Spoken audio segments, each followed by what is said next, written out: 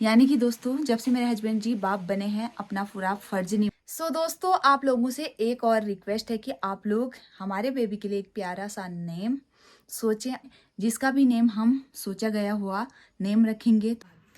भाभी को ऐसे अंधेरे कमरे में रहना पड़ता है और बेचारी अच्छे से बैठ भी नहीं पाती है। काफी दिनों से अपनी ब्लॉगिंग कर रही हूँ क्योंकि आज थोड़ी सी हालत ठीक है बेबी को। जब से ना दोस्तों मेरे हस्बैंड जी बाप बने हैं ना तब से उनकी एक ड्यूटी है, और खाना भी ऐसा खाना पड़ता है ना दोस्तों, नॉर्मल खाना। जैसे कि दोस्तों आप सभी को पता ही होगा माँ को भी बहुत ही ज्यादा सेफ्टी से रहना पड़ता है। तो यहाँ पे देखिए दोस्तों मेरे हस्बैंड जी रिश्तेदारों को और जो मेरे मायके से आएंगे उनको कपड़ा।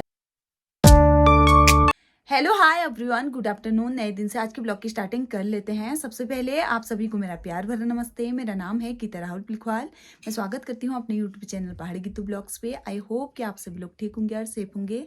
मैं भी फिलहाल थोड़ी बहुत ठीक हूँ। तो दोस्तों आज के ब्लॉग की स्टार्टिंग हो रही है दिन के 1 बजे से। ये फाइनली दोस्तों आज मैं काफ़ी दिनों से ब्लॉगिंग कर रही हूँ क्योंकि मेरी हालत बहुत ज़्यादा डाउन थी। क्योंकि बेबी को जन्म देने के बाद आपको पता ही होगा जो माँ बन चुके हैं बहुत ही ज़्यादा कमजोरी आ जाती है, और ऐसा लगता है ना दोस्तों कितने सालों से बीमार हैं ऐसा लगता है। तो आज तक मैं ब्लॉग नहीं बना रही थी, आज तक मेरे हस्बैंड जी बना रहे थे। तो मैंने सोचा आज मैं बोल देती हूँ कुछ ब्लॉग में, मैं भी बना लेती हूँ करके। तो मैंने सोचा आज मैं स्टार्ट कर लेती हूँ। बहुत ज़्यादा टाँके लगे थे, उसकी वजह से बहुत ज़्यादा प्रॉब्लम हो रही थी उठने बैठने में। मैं बोल ही नहीं पा रही थी, बहुत ज़्यादा कमज़ोरी आ गई थी, इसीलिए मैं ब्लॉग नहीं बना रही थी। वैसे भी क्या ही बनाती मैं बंद कमरे में रहना ठहरा अंदर वाले कमरे में, क्योंकि पहाड़ एक ऐसी जगह है यहाँ देवभूमि मानी जाती है। तो इसीलिए छुआछूत भी मानना पड़ता है। जैसे कि मैंने बेबी को जन्म दे दिया तो मुझ पे छूत होती है, तो लोग मुझे टच नहीं करते हैं। 11 दिन तक अलग रहना पड़ता है। 11 दिन में नामकरण होते हैं और 5वें दिन मैंने कल नहाया। आज मुझे है दोस्तों, आप लोग भी सोच रहे होंगे कितने दिन हो चुके हैं बेबी को, तो मुझे आज 6वां दिन है। मेरे बेबी को भी 6 दिन हो चुके हैं। तो मैंने कल नहाया था और सारे कपड़े जितने होते हैं सबको धो दिए थे। और उसके बाद अब मैं कल नहाऊंगी 7वें दिन में, फिर नहाऊंगी 11वें दिन में। उस दिन नामकरण होगा 11वें दिन में। तो उसके बाद भी मुझे छूत माना तो जाता है, बट मैं उस टाइम 11वें दिन के बाद सभी पे टच हो सकती हूँ। बट जो छूत मानी जाती है वो मानी जाती है 22 दिन तक। तब तक लोग मेरे हाथ का पानी खाना कुछ नहीं खा सकते हैं, बट मैं लोगों को टच कर सकती हूँ और लोग भी मुझे टच कर सकते हैं 11 दिन के बाद, नामकरण के बाद। आगे की बातों को अभी करते हैं कंटिन्यू। एक बार आपको दिखा देते हैं आज का मौसम। आज के मौसम की बात करी जाए तो देखिए दोस्तों प्यारा सा मौसम हो रखा है, प्यारी सी धूप खिली हुई है। कल से बारिश हो रखी थी। ये देखिए मैंने बेबी के कपड़े डाल रखे हैं, अपने उतने सारे कपड़े धो रखे हैं। कल धो दिए थे, कल से मतलब हमने उठा के अंदर रख दिए थे। अभी इनको दोबारा सुबह बाहर पे डाला क्योंकि इनको बाहर नहीं रहने देते हैं बेबी के कपड़े, माँ के कपड़ों को। जैसे कि दोस्तों मैंने आप सभी को कपड़ों की बात करी थी, माँ और बेबी के कपड़ों को बाहर पे नहीं रहने देते हैं। जब जैसे रात होती है तो उठाने पड़ते हैं उससे पहले। वैसे तो बेबी के बहुत ही पहले उठा देते हैं घर वाले, मैं तो कुछ नहीं करती। सभी लोग बहुत ज़्यादा हेल्प कर रहे हैं, मेरी मदद कर रहे हैं, मेरा सहारा बने हैं। मैं तो फिलहाल कुछ कर नहीं पा रही हूँ। टाँकों में बहुत ज़्यादा दर्द हो रहा है, तो इसीलिए मालिश, बेबी की मालिश मेरी बड़ी वाली ननद जी कर दे रहे हैं। कपड़े वगैरह ननद जी धो दे रहे हैं। छोटे वाले सास अम्मा सभी लगे पड़े हैं, हस्बैंड जी सभी। जब से ना दोस्तों मेरे हस्बैंड जी बाप बने हैं ना तब से उनकी एक ड्यूटी है, बेबी की मालिश करने के लिए ना कोयले बनाने पड़ते हैं। तो हमेशा सुबह उठ के भी, दिन में भी, रात में भी कोयले बनाना स्टार्ट हो जाते हैं अपनी ड्यूटी समझ के। वैसे तो फिलहाल बहुत कुछ करते हैं, एक चीज पकड़ रखा उन्होंने, मतलब बेबी के लिए मेन कोयला बनाना। मतलब रोज डेली वही करते हैं, कोयला बनाने का काम। तो दोस्तों माँ बनने के बाद, डिलीवरी के बाद बहुत ज़्यादा मुश्किल टाइम होता है। मेरी इतनी ज़्यादा हालत ख़राब हो रखी है क्या बताऊँ। तो मेरे हस्बैंड जी मेरे लिए दूध भी लगा रखा है धोपोली से, और खाना भी ऐसा खाना पड़ता है ना दोस्तों, नॉर्मल खाना, बिल्कुल नमक नहीं, मिर्च नहीं, इतना सादा खाना। आज मैं खा रही हूँ ज्वाला, जो खाली पानी में बना रखा है, और उसमें क्या डाला है, मट्ठा मट्ठा डाला है शायद। और कभी खाती हूँ दलिया, कभी खाती हूँ ओट्स, ऐसे ही खाना पड़ता है। बहुत ज़्यादा मुश्किल टाइम है ये आ चुका है दोस्तों मेरे लिए खाना। ये खाली पानी में बना है और इसमें डाले हैं मट्ठा और नमक डाल के खाऊंगी। ये लोग तो खा रहे हैं, ननद जी देखिए मसूर की दाल और ये ज्वाला खा रहे हैं, बट मैं ऐसा नहीं खा सकती हूँ। जैसे कि दोस्तों जो माँ खाती है वो सारा बच्चे को लगता है, ज़्यादा गरम खाऊंगी तो बच्चे के होंठ जल जाते हैं, काले पड़ जाते हैं, और जैसा भी मैं खाऊंगी ना सारा बच्चे को लगता है, आपको पता ही होगा। तो इसलिए इस टाइम पे बहुत ज़्यादा नॉर्मल खाना मिलता है, और वैसे भी ज़रूरत इस टाइम पे नॉर्मल खाने की होती है, क्योंकि टाँके लगे हैं, उसमें भी मिर्च वगैरह और हार्ड खाना नहीं खाना पड़ता है, नॉर्मल खाना खाना पड़ता है। एक टाइम खाया था ओट्स और मटवे की रोटी। ऐसे ही चल रहा है आजकल फ़िलहाल। जब बेबी बड़ा बड़ा हो जाएगा तो उसके बाद हम खा सकते हैं, फ़िलहाल अभी तो करना ही पड़ते हैं हर माँ को परहेज, अपने बच्चे के लिए और अपने आप के लिए भी, क्योंकि मेरी हालत ख़राब है बहुत ज़्यादा। जैसे कि दोस्तों आप सभी को पता ही होगा, माँ को भी बहुत ही ज़्यादा सेफ्टी से रहना पड़ता है, तो इसीलिए देखिए मैंने अपने सर में कपड़ा बांध रखा है और स्वेटर पहन रखा है, क्योंकि डिलीवरी के बाद ना हमारा शरीर इतना ख़तरनाक हो जाता है ना, तो कभी भी कुछ भी हो सकता है, मतलब बुखार आ जाता है, जुकाम लग जाता है, मुझे होगा तो मेरे बेबी को भी हो जाएगा। तो इसीलिए बेबी और माँ को बहुत ज़्यादा सेफ्टी से रहना पड़ता है, गरम में बिल्कुल। तो डिलीवरी होने के बाद दोस्तों मेरा पेट इतना फूल गया था, तो इसीलिए मैंने कपड़ा बांध रखा है अंदर से, और बेबी के लिए भी बहुत ज़्यादा गर्म चाहिए उसको। यहाँ पे देखिए दोस्तों मेरे हस्बैंड जी हवा खा रहे हैं पंखे की, बट मैं नहीं खा सकती हूँ, इतना गर्म हो रहा है, मुझे क्या बताऊँ। तब भी ना ये मुझे डांट डांट के कंबल उड़ाते हैं, इतना मोटा वाला कंबल नहीं ओढ़ती हो तो रात में वहीं आ जाते हैं बेबी के पास और मेरे को देखने के लिए। मुझे भी सेफ्टी करना पड़ेगा बेबी के लिए और अपने के लिए। बाद में हमारा शरीर ख़राब हो जाते हैं, कमर में दर्द, हाथ दर्द, कुछ ना कुछ हो जाता है डिलीवरी के बाद। ये मज़े से हवा खा रहे हैं, देखिए देवर जी और हस्बैंड जी।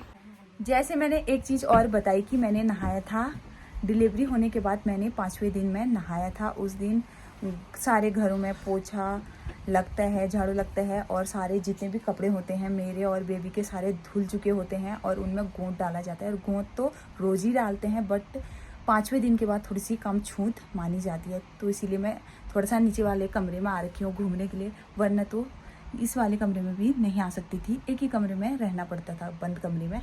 तो छुआछूत माना जाता है, तो इसीलिए सब कुछ मानना पड़ता है छूत। तो फिलहाल अभी मैं खा लेती हूँ खाना, भूख भी लग चुकी है।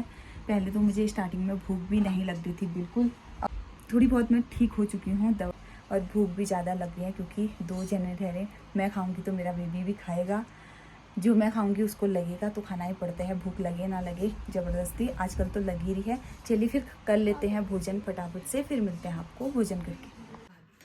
भाभी को ऐसे अंधेरे कमरे में रहना पड़ता है और बेचारी अच्छे से बैठ भी नहीं पाती है इस तरीके से बैठ के। इनको आजकल तो इसी पोजीशन में बैठ के थोड़ा सा जाता है, क्योंकि वो उस तरीके से बैठ नहीं पाती है। और उनका साइड में बेबी सो रखा है। यहाँ पीछे हमारे बर्तन रखे हैं जो अभी नामकरण में निकलेंगे बाहर। ये वाला कमरा दे रखा है ना, इतना अंधेरा कमरा। क्योंकि ना बच्चे को ना अभी क्या होता है, माना जाता है कि उसे धूप या मतलब उजाले के सामने नहीं रखा जाता है बच्चे को। ऐसा क्यों भाभी, इतने अंधेरे कमरे में क्यों रखा जाता है भौर आपको? मैंने सोचा मैं अपने कमरे में ही रहूंगी, पता नहीं अम्मा पता नहीं क्या बोल रही थी, ऐसे उजाले में नहीं रखते हैं, बच्चा छेड़ा भी हो जाता बोलते। अच्छा, अब आप कितने दिन तक रहोगे इस अंधेरे कमरे में? पता नहीं, इसका तो पता नहीं, वैसे नामकरण के बाद रह तो सकती हूँ अपने कमरे में। अच्छा, पर कोई फिक्स पता नहीं है मुझे, क्या पता 22 दिन तक रहना पड़े। ऐसे दोस्तों मैं जा रही थी अब बाहर कपड़े उठाने के लिए, मेरे हस्बैंड जी पहले ही चले गए हैं कपड़ों को उठाने के लिए, ये देखिए उठा रहे हैं।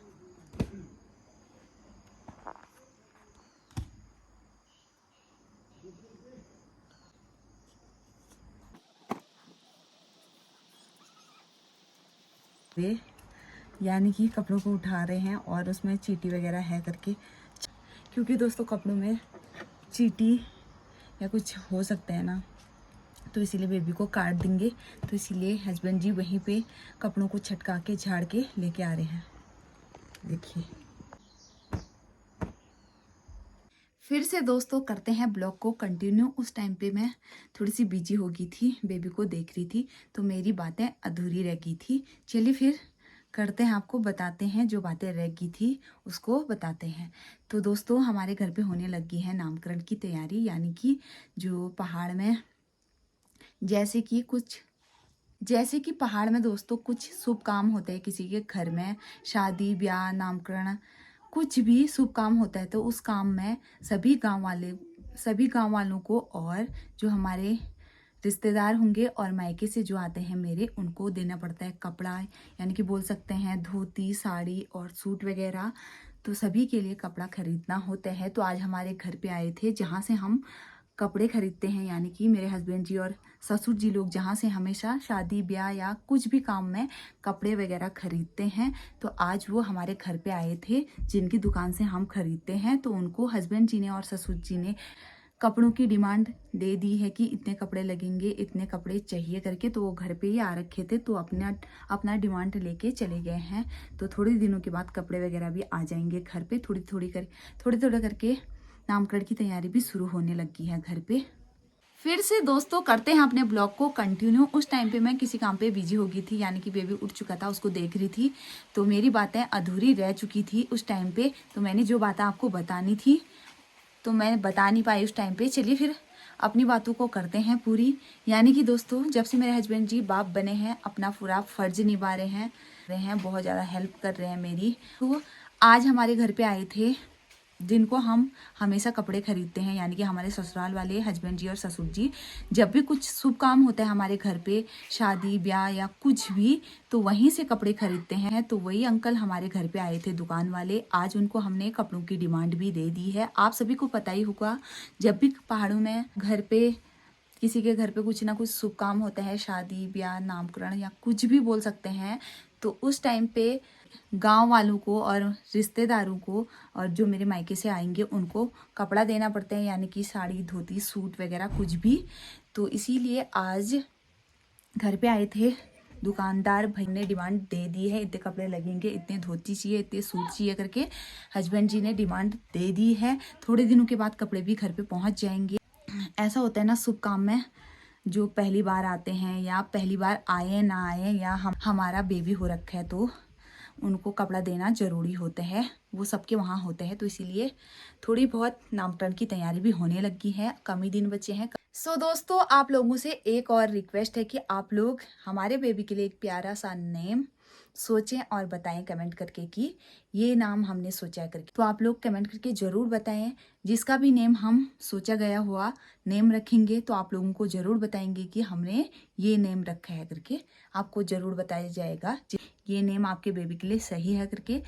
फिर देखेंगे कि हम किसका नेम सबसे अच्छा है या सबको कौन सा नेम अच्छा लगता है, सोच के सभी लोग हम फिर आप लोगों को जब हम अपने बेबी का नेम रख लेंगे, फिर उसके बाद आप लोगों को कमेंट करके ज़रूर बताएंगे कि हमने इन भैया का सोचा गया हुआ नेम रखा है या इस दीदी का सोचा गया हुआ नेम रखा है। आप लोगों को ज़रूर बताएंगे कि हमने इनका सोचा गया हुआ नेम रखा है। चलिए फिर दोस्तों करते हैं आज का ब्लॉग यहीं पे एंड। आई होप कि आपको आज का ब्लॉग पसंद आया होगा तो प्लीज़ लाइक करें, कमेंट करें, शेयर करें, सब्सक्राइब करें, बेल आइकन को प्रेस करना ना भूलें ताकि आप तक मेरी नई वीडियो का नोटिफिकेशन मिल सके। तब तक के लिए स्वस्थ रहें, मस्त रहें, व्यस्त रहें। मैं गीता बिल्कुल मिलती हूँ आपको नेक्स्ट ब्लॉग पे। तब तक के लिए बाय बाय, टेक केयर।